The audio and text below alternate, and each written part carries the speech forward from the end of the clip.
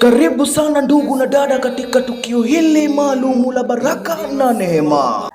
Bismillahir Rahmanir Rahim. Assalamu alaikum wa rahmatullahi wa barakatuh.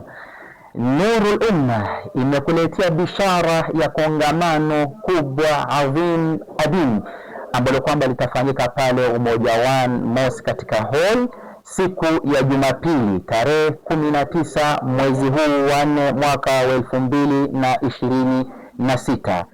Kwa ajili hiyo na kualika dada yangu, baba yangu, kaka yangu, nyote mje mfaidike na kichwa cha habari, kaza kuza imani yako isipungue bali iendelee. Mtu anaweza kujiuliza, je, ni sisi Waislamu peke yake? La, hili ni kongamano la kiimani.